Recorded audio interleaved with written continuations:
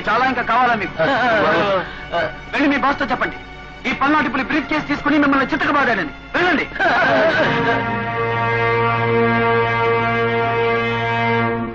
ఏమిటి, పల్నాటి పులి మన పథకాన్ని పాడు చేశాడు? రే కన్నయ్య ఎక్కడరా? బతుకుంటే బొరసకు తినొచ్చని కన్నయ్యను వదిలేసి పారిపోయాం బాబు. అఘోరించారు. చీకేసిన తాటకించల్లా మొహాలు వేలాడేసుకుని ఇంకా మా ముందు చుట్టారా? వెళ్ళండి. బావా, ఎవడి పల్నాటి పులి? వాడికి మన మీద కోపేందుకు? వారపత్రికలో ప్రశ్న వాడికి పంపు, సమాధానం వస్తుంది. సరే పోయిందయ్యా, ఈ కోపం మీద వాడి మీద చూపించగా నా మీద చూపిస్తావయ్యా మహానుభావ. అర్థమైందా? చూడు, ఈవిడే నా కన్న తల్లి. కృష్ణుడిని దూరం చేసుకున్న దేవకిలా ఇన్నాళ్ళు అజ్ఞాతంలో బతికింది. నా కన్న తండ్రి ఎవరో తెలుసా? నిన్ను రెచ్చగొట్టిన ముకుందరావు. కన్న తల్లి కాకపోయినా నన్ను తన సొంత బిడ్డలా పెంచింది ఎవరో తెలుసా? ఈ బంగారు తల్లి. అర్థమైంది బాబు, అంతా అర్థమైంది. ఆఖరికి బతికేమిటో కూడా అర్థమైంది. చిన్నవాడివైనా నీ కాళ్లకు మొక్కుతున్నాను, నన్ను మన్నించు బాబు, మన్నించు. నిన్ను మన్నించాల్సింది నేను కాదు కన్నయ్య, నీ మూలంగా అపరింత పాలైన ఈ పార్వతమ్మ. వద్దు బాబు, నాకు క్షమాపణ చెప్పనక్కర్లేదు. ఇప్పటికైనా ఆయన మారితే నాకదే 10,000. నేను మారిపోయిన పార్వతి, మారిపోవటమే కాకుండా బాబుకు అండగా ఉంటాను. బాబుతో చేయగలిపి వాళ్ళందరంతో నేను చూస్తాను. కన్నయ్య, ముకుందరావుని 3 చెరువుల నీళ్లు తాగించాలంటే తప్పకుండా నీ సహాయం నాకు కావాలి. ఎంత దుర్మార్గుడైనా ఆయన నీకు తండ్రి, నాకు భర్త. ఆ సంగతి మాత్రం మర్చిపోకు.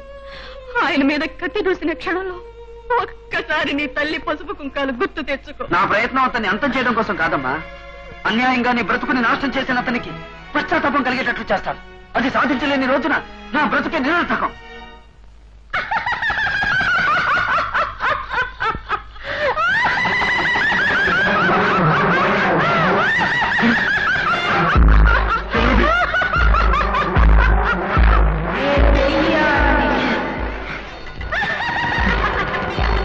అవునురా, నువ్వు చంపిన శారద ప్రేతాత్మని. ఏరా, భయపడుతున్నావా? ఆడదాన్నని జాలి లేకుండా, ఆశ్రయం లేని దాన్నని కరుణ లేకుండా, పసిబిడ్డ తల్లినని సానుభూతి లేకుండా తరిమి తరిమి కొట్టి చంపినప్పుడేమైందిరా ఈ భయం? ఇన్నాళ్లుగా ఏ పుణ్యలోకాలకు వెళ్లకుండా గాలిలో ధూళిలో కలిసి తిరుగుతోంది నీ మీద పగ తీర్చుకోవటానికేరా. ఏదో బుద్ధి తక్కువ బావుగారి మాట విని నిన్ను చంపాను. అందుకే ఇప్పుడు నిన్ను చంపుతున్నాను. నీ నరాలు తెగి, నీ నాలుక పిడచకట్టుకుపోయి, నీ మెదడు పని చెయ్యడం మానేసి తీసుకు తీసుకు చచ్చేలా చేస్తాను. చంపేస్తాను, చంపేస్తాను.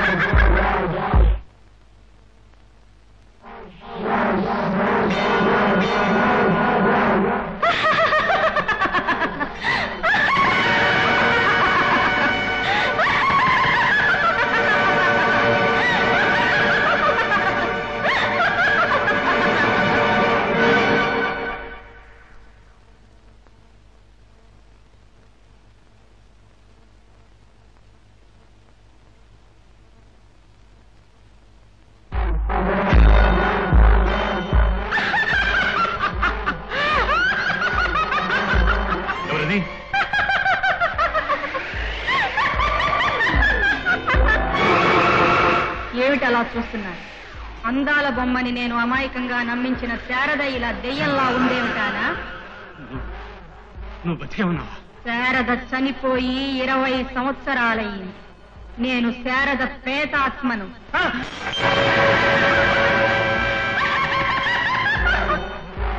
మీరు నన్ను భూపతితో చంపించారు. కోరికలు తీరకుండా చనిపోయిన నేను మిమ్మల్ని పట్టి పీడించడానికే ఎదురు చూస్తున్నాను.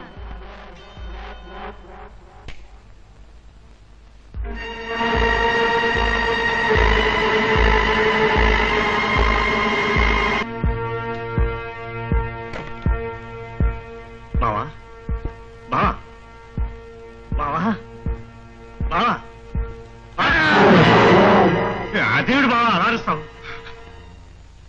నువ్వా బావా?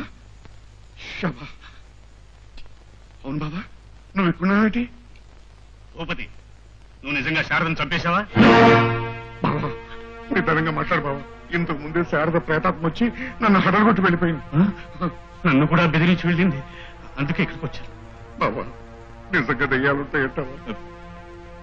శారద చనిపోవటం నిజమే అయితే దెయ్యాలు ఉండక కూడా నిజమే. బావా భయం వేస్తుంది బావా, మళ్ళీ దెయ్యం వచ్చినట్టుంది. నువ్వు వెళ్ళి చూద్దావా? అమ్మో పీకు తట్టిదేవా బావా. దెయ్యం పీకు తినదలుచుకుంటే తలుపులు మూసుకున్నా వదిలిపెట్టదు. ఇద్దరం కలిసే పెడదాం.